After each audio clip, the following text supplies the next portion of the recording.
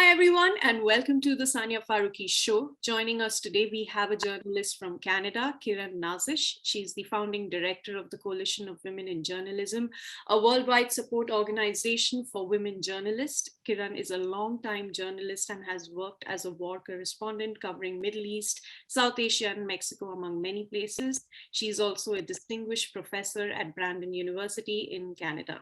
Kiran, thank you so much for coming on the Sania show. I know this is an extremely busy time, and I truly appreciate that you took your time out and you've come and you've given us a chance to have a very important conversation. So thank you again so much.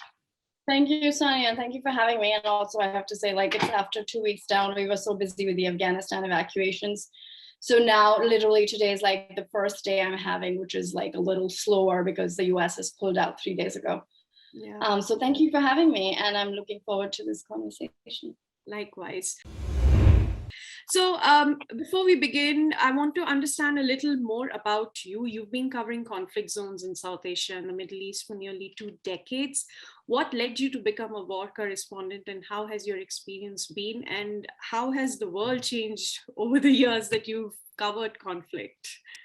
Yeah, totally. The world has changed a lot. In fact, I was just having a conversation with a colleague of mine who's also spent around 2 decades, and we were talking about how different everything is now. The industry has changed a lot. Well, I actually started with print as an editor at Dawn newspapers and did that for a couple of years, and then went into TV. So most of my early career was spent, apart from my starting off as a print reporter and editor, it was mostly a lot of television. I was doing production, I was a producer, and then eventually I was a director for a couple of years before I became a foreign correspondent. And it was around 2009 when I started working for foreign media. You probably remember the time was kind of at the peak of terror attacks in Pakistan, suicide bombing, etc. Benazir, got targeted as well. So around that time was when I started transitioning into foreign journalism and covering conflict in Pakistan, and that kind of led me to cover the tribal areas, the border with Afghanistan, and then eventually Afghanistan itself. And this was already way down in the post 9/11 world, where conflict was at its peak. There were factions of terrorist groups like Taliban, Al-Qaeda, Haqqani. All of them had factions. Pakistan had its own Taliban, had already been working and thriving in that. So I kind of sort of started covering conflict right in the thick of it. And sort of that kind of led me to cover other countries as well, where I eventually, of course, for a couple of years, terrorism kind of became my beat. So I covered Afghanistan, Iraq, Syria. Eventually I covered Mexico, which is very different, drug cartels and stuff. But yeah, I think that the industry has changed a lot since then. I think our generation, so I started my career somewhere around 1999, 2000, was December 1999, so approximately 2000. And right after 9/11 happens and the news industry itself was kind of transforming.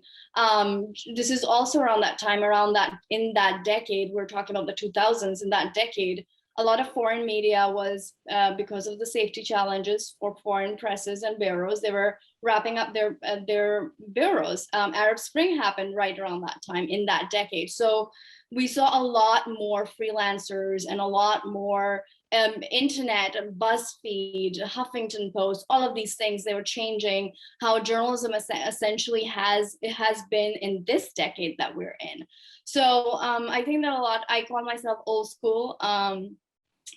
Because I'm from that era, which is pre BuzzFeed and pre having no bureaus in foreign countries, and a lot has changed, and I think that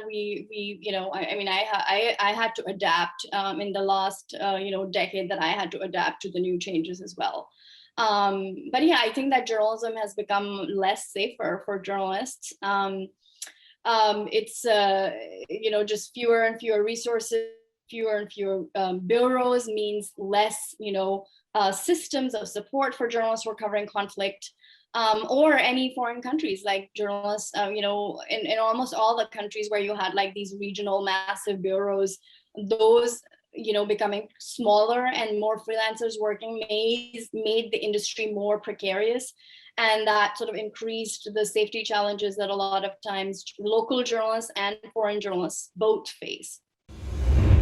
And in 2017, you decided to go ahead and form the Coalition for Women in Journalism, and it was the first nonprofit to provide mentorship to women journalists in Western and non-Western countries. Tell us a little about your organization. How did the idea to form this come to you? Thank you. I mean, I think it took years and years, right? I grew up in Pakistan, started my career there, then worked in South Asia a little bit, Middle East, worked in the US. And I saw one thing consistent throughout my career was the lack of support systems for women within newsrooms. This is the pre-Me Too. Me Too happened 3 years after we kind of formed the coalition. So around the time when I was thinking about like, why aren't there any, support systems for women? This kind of like went on throughout my career. India and Pakistan have very similar cultures. So we, misogynistic newsrooms, women who were on the top had to do a lot, and sometimes in that they earned a bad reputation for doing that, to be cutthroat, to be on the top of the newsroom. So you see women leaders in our part of the world and in the West as well, have been often demonized for being cutthroat too. But it took a lot for women to be on the top. And those women never represented women in the middle and at the bottom. And so like there was a lot of like years of lessons and frustrations and bullying. Like I think as women, we all faced bullying, and seeing that for me and my colleagues and what we had to do to be able to be present in the industry. A part of this, a reflection of this, we're seeing in online trolling today, how women are bullied online. It's the same thing that happened in the industry before. And then I think I got threats in Pakistan for some of my work, which I was based in Iraq, 2015. But I went back to, finish a story to Pakistan, just went back for a couple of months and was targeted, and my colleagues were targeted, my sources were reached out to. So it was a really bad situation, after which I kind of went into exile, self-imposed, if you may. But I couldn't go back to Pakistan, and I wasn't safe there. My sources weren't safe there. My translators who worked with me weren't safe there.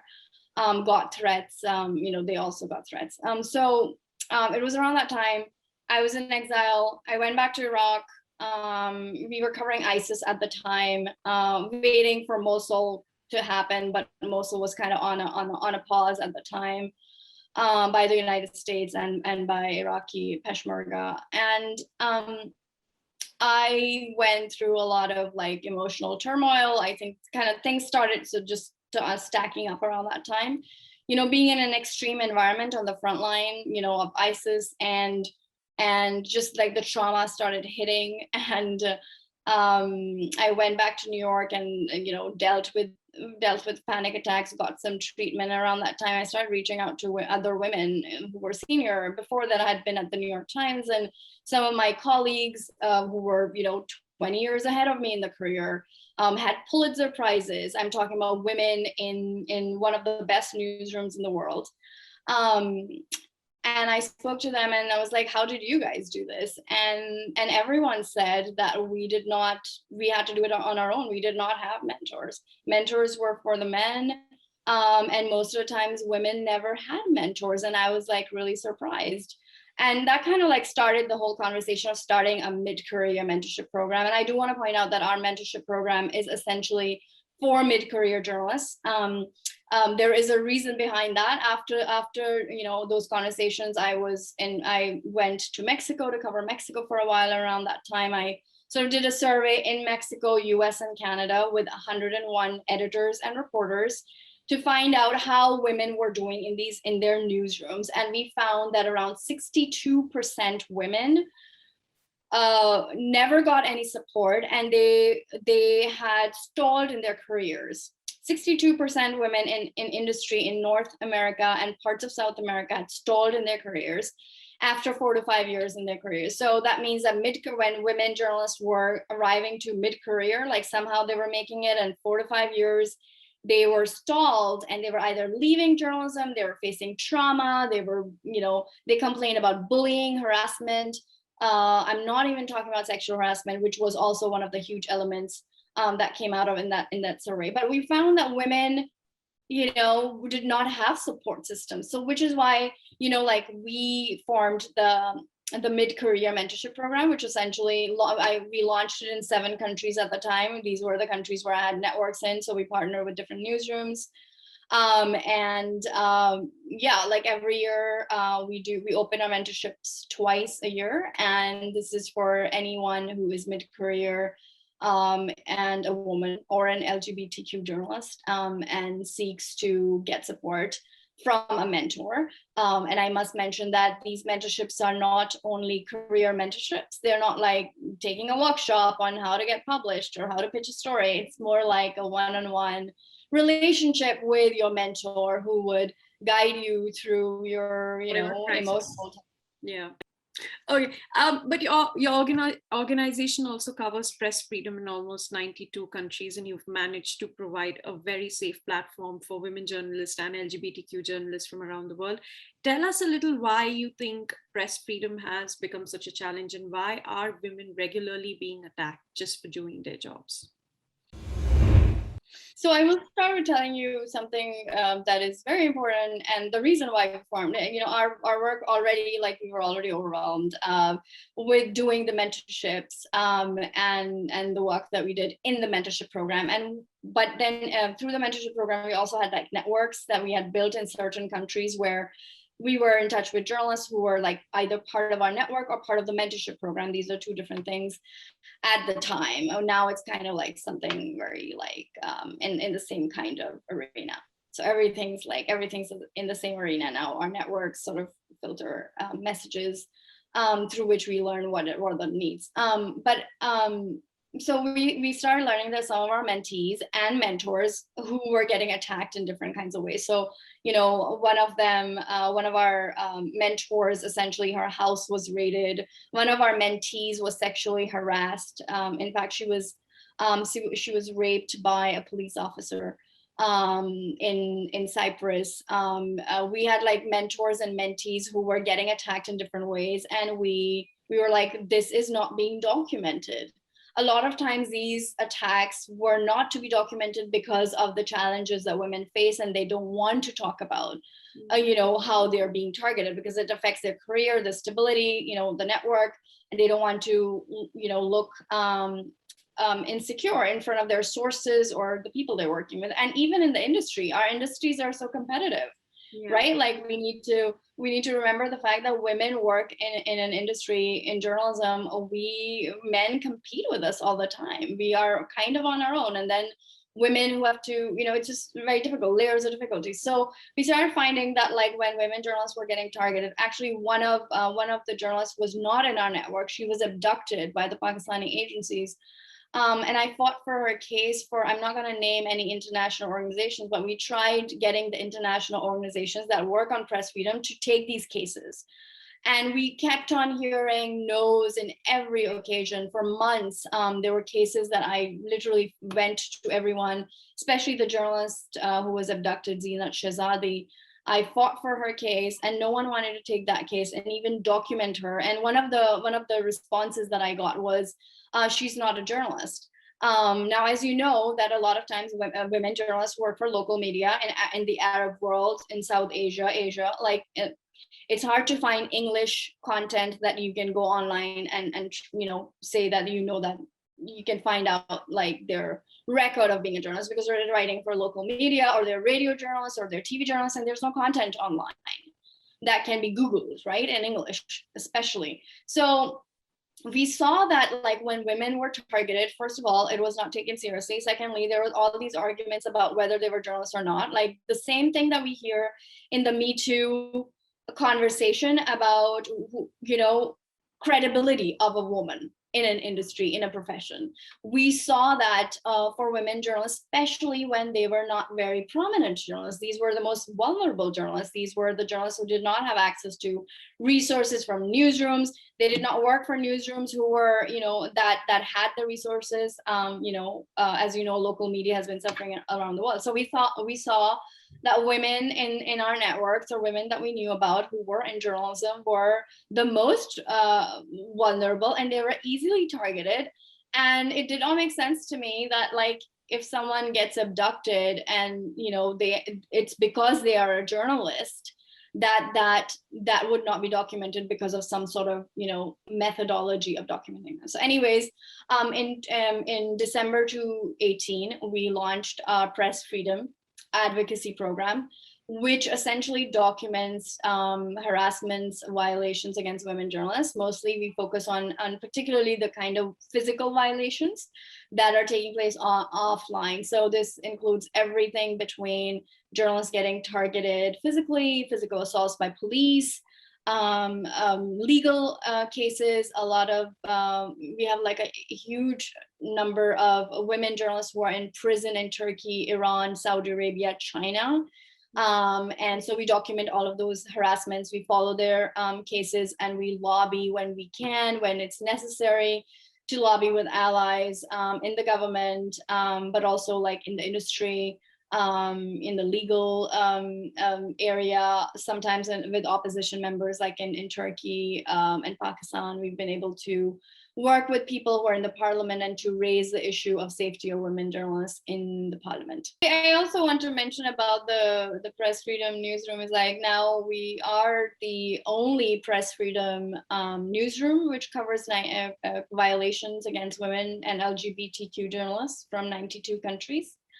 It has been our work that sort of highlighted how women journalists have been targeted around the world.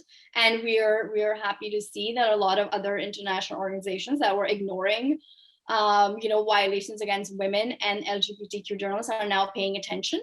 And that's essentially that's what we want. We want the the industry to care about women and see how they're targeted. And so that we know what to do and where to work on. When we are trying to assist journalists, we need to understand what the industry looks like and where women stand, in that industry. Yeah. Coming to what's happening in Afghanistan, with all the reports of journalists and government officials and citizens of the country fleeing, and your organization has been helping and has rescued over 80 journalists and women's rights activists and others from Afghanistan. Tell us a little about how that is going and what kind of risk is involved in these evacuations. Have any of your members faced any threats or abuse or harassment of any kind? This is an extremely extensive and dangerous project, and it's ongoing. So, of course, keeping the security aspect of it, intact without giving out too much information. But just tell us a little about how this entire project has been going for you. Thank you, Sania, for this question. It is a question of the time. It is the issue of the time for when it comes to press freedom and women journalists. So this is not something that we've done before, evacuations at that mass scale, but I don't think anyone has worked on a situation like this. It's after 20 years of war, of the United States pulling out recklessly. And leaving organizations like ours to do the work that governments should have been doing. So I can tell you a little bit about like how it started. It was something completely unplanned that we got involved. When the Taliban took over Kandahar, we started getting messages from journalists in our network who were in Kandahar.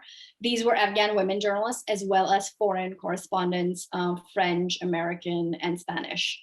Reporters, and we were getting panicky messages from them that we need to get out. Can you get us out? And slowly the airport started closing as well. I think the airport shut down in a day or so within the whole takeover. So we certainly got involved immediately, tried to find out, how can we get journalists outside of Kandahar first. remember that this is before, Kabul also was, abandoned by, their president, but then eventually taken over by the Taliban, which sort of, worsened some things. But so how we started working in the beginning was we were in fact working with the National Security Council in Afghanistan and some international some governments who had security in Kandahar to pull out some of the journalists who were there. And I think within half a day, it were like some of the ones were still there and who couldn't get out in the first few hours, we weren't able to get them out too. Eventually, and then eventually one of our strategies was to like work with the Taliban, because the Taliban were saying, we are going to let the media, do this work. And so they were in the beginning, they were really friendly as well. And so we contacted them in Kandahar and got some people out through them. A lot has changed, and I don't want to say that it is safe for journalists in Afghanistan, under Taliban. So I just want to, make sure that doesn't mean in the beginning, whatever happened was different. I think we still fear that journalists will be targeted and are being targeted by the Taliban. We have a lot of reports from women journalists who are being targeted in Kabul and other places. But anyway, so these were the few days and a lot was going on. And I think every entity, whether it was the Afghan government or the Taliban or the international organizations or governments, everyone was grappling with what's happening. And a lot of things, we were able to evacuate some people, relocate them outside of Kandahar. And into Kabul, and some outside of Kabul. In the first week, everything was very different. We were able to evacuate journalists from Kabul, in charter flights. We got them on C-17s through the US military. We got journalists out through UK, through Qatar. We got a lot of support. Or I would say that we just worked with the Qataris, and that sort of like helped getting a lot of journalists out safely. I think that everyone, it's really been like the last 2.5 weeks have been just, who knows who. And if the journalists who are on the list, like right now, we had around 2,500 people who applied for assistance. And so we did the wedding. We formed a new team as well for this. We have 10 volunteers who are working in different areas, who are journalists or have worked in security, and understand the dynamics, and who have been helping in this work. And in that we have hundreds of journalists, at least more than 100 journalists who are urgent cases where we need to get them out of the country. You were mentioning something about evacuation. The 80 was last weekend. Today we are able to evacuate 91 journalists so far, and that is nothing compared to the journalists who are still stuck there. Like every day, my job is to focus on what is left and what we can do for journalists who are still stuck there. Now, as you know, the airport, after the US pullout, the airport's shut down in Kabul. There are other regions, I cannot talk about that, but there are other places we're trying to explore how to get people out. The two things that we're trying to do is to relocate people outside. These are journalists, but also activists, academics, women leaders. Yeah. We have some women parliamentary members as well on our list. And these are very important people. Like, we are hearing from journalists who are getting, reached out by the Taliban. Like last week, Taliban was going door to door, Taliban members, if you may, depending on how you want to, name them. But it's, this is under the Taliban government. And these are members of the Taliban who are going door to door, knocking. Their women journalists on their list, and they're knocking doors and telling people not to get out of the homes, or telling women that they shouldn't get out. Or in some of the cases, they have told women journalists that they will be targeted. And so we were very concerned. We have several women journalists who are in safe houses right now. And so we are very concerned about the safety of these journalists. It's something that a lot of people need to collaborate on, to work together to be able to facilitate this. It's a very precarious situation. One of the things that we are exploring is, third country, and we're also working with the Canadian government and a few other governments where we're able to to find avenues for these journalists to be able to seek asylum. We just got last week before the US pullout, we got 100 journalists worked out through Brazil.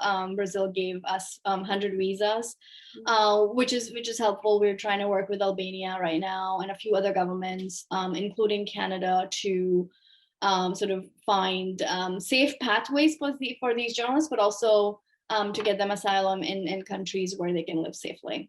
Yeah. We're also working with the Pakistanis who've been, Pakistan, we were able to get anyone who had a foreign passport out of the country, who was on our list. Anyone who had a foreign passport or a visa could get out of the country. And we got a lot of help from Pakistan on this. But Pakistan has been also very careful to work when, before the Taliban government was formed. And now I think it's just harder to get the Afghan journalists out.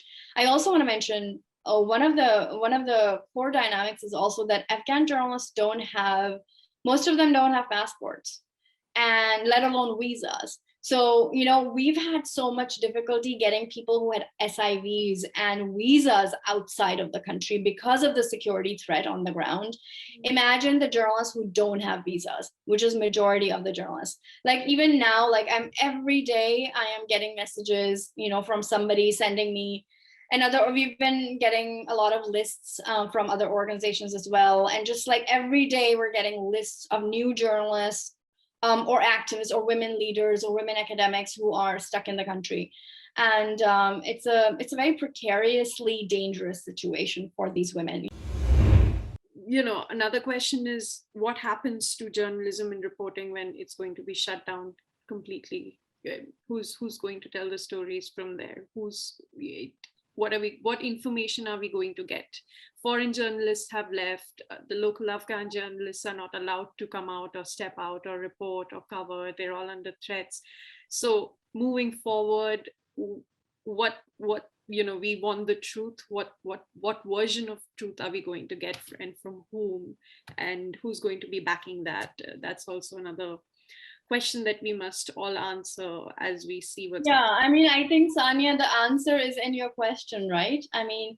Journalists are Afghan journalists are not able to work. I don't know if you saw Tolo News in the beginning, there's been a lot of things that are going on, right? The Taliban are trying to do a nice PR campaign while at the same time. So when you might have seen the videos and the pictures of women journalists interviewing the Taliban a few days, even before the pullout, actually, in a few days after Kabul fell to the Taliban, right? It was 2 days after that they gave an interview to a female journalist, and then everyone's like, oh, female journalist. And different people were saying different things, but the point was that, will women journalists be able to work in Afghanistan? But at the same time, when that was going on, we saw that women were reaching out to us saying Taliban is knocking on our doors. We were putting women journalists in safe houses at the same time. So there are two parallel stories. Taliban is always going to do some sort of media propaganda. I do also want to mention the two women journalists who were doing television interviews were then later on told by the Taliban to not come to work. So everything's on a daily basis, we are seeing, conflicts and contradictory things happening at the same time. We don't believe, sorry to say, we don't believe that any women journalists in any capacity, or women in particular in any field, will be able to have the liberty to do what they want to do. There are women in Herat you're seeing online as well. They were able to post some things online. These are brave, courageous women who have come out on the street and saying, we want to participate in the government. Will the Taliban let them do that? We don't know. We hope that the Taliban realizes that they can't rule Afghanistan without also including the women, because it's a different generation 2 decades later. There's so many women journalists in our and that we were able to evacuate as well, and that are left that we want to evacuate, who are from this generation of the last 2 decades. They're 23, 24. So they grew up in this environment where they were hoping for a future of this country without the Taliban, right? So their ideas is a completely different mindset. And Taliban would have to figure something out. That is what we need to remind the Taliban, that they need to include these women. And if they want to rule Afghanistan, they cannot rule Afghanistan without the women. Yeah, and already the decision during the peace talk was made without having many women's voices included in that. I mean, yeah, Sania, can I tell you that, Fauzia Koofi, so we were part of, there are different groups that were working on evacuation. We were part of one of the groups that we were working with. In that there were so many efforts put into getting out of Fauzia Koofi, she's like, how difficult can it be to get her out? She was on the Taliban peace panel, and it's just been difficult to get out these women as well. To find safety for these women who are very prominent and working, on the front seat on the table. So anyway, so I think that, there's a lot of work to be done. I do want to mention, just to answer one of your questions about what kind of news are we going to see. Well, the truth is, any journalists who remain in Afghanistan would have to, if they're foreign journalists, they would have to fear for their, security, safety, their ability to get in and out of the country. And there's a lot we know from, like, in the post 9/11 world. One of the things that I also learned as a journalist in the field was that in very sensitive regions of the world, a lot of times we had to, foreign journalists had to care about doing the kind of reporting that would still allow us access into the country. So I'm not going to say anything further because it's going to be controversial, but I think that journalists who are coming from outside of there will still be some access that journalists will get inside of Afghanistan, but will they be able to cover Afghanistan the way it needs to be covered? That's a question to ask. And the second thing is, for Afghan journalists themselves, I think there's going to be 90%, 99% more censorship in Afghanistan. Yeah, and we can only hope for the best. Since we're running out of time, my last question to you is, what is your advice for journalists around the world today, especially women? I would say keep going. I would say let's not sugarcoat this, but it's always hard. I mean, we tell women to keep going and we say, oh, do what you want to do and get out there and do it. But I think it's very important for me to remind women, and for us to remind women journalists, that it's not easy. Like, we know we're in an environment where women get bullied by women. It's not just the men that women have to deal with. Women have to deal with women too. And I think that we need to, like, for anyone working in journalism, just focus on the stories that you do, focus on the work that you want to do, and keep going in spite of, even if you don't have any support, just keep going. And the second thing I would like to, this is the second thing, it should be the first thing, but it's the second thing purposefully, that first of all, you need to be with you, support yourself, be your mentor, and support yourself if no one else supports you. But then also find other people. You will find other people. If you reach out to other people, you will vibe with somebody and they will help you. Find mentors in the industry around you. Find people who have done that before, and maybe you will reach out to 4 people and one of them will get back, and that's okay. You will find somebody. I think we're in an interesting environment where women are dealing with a lot, like, women are realizing that we don't have to take this anymore, right? So that's one good step forward, but that doesn't mean, that's not a solution. We're just realizing that we don't want this. We don't want, discrimination. We don't want to work in this environment. We're just starting to say no, but that no comes with a cost. And so I think a lot of times I see women feeling defeated after them saying no and that not finding successful results. I think what I want to say is, like, just keep going, and no is the beginning, and then you find mentors and people that you will work with, who will support you, and be open, compassionate, and support other people around you too, because I think we're all in the same boat. Yes, we are. And on that note, thank you so much, Kiran. It was truly wonderful talking to you, and thank you for this very important conversation. And I'm really happy that we were able to have this, because I know how busy you are. This is one of the busiest times for you. So I appreciate that you took the time out to speak to us. Thank you. Thank you, Sania. I really appreciate it. And for those of you who've joined us, thank you so much for watching. I hope you will subscribe to our YouTube channel, follow us on Facebook, Twitter, Instagram, and Spotify, and do sign up for our newsletter to get all the updates on the Sania Farooqui Show. I'm going to be seeing you again next week. Stay tuned.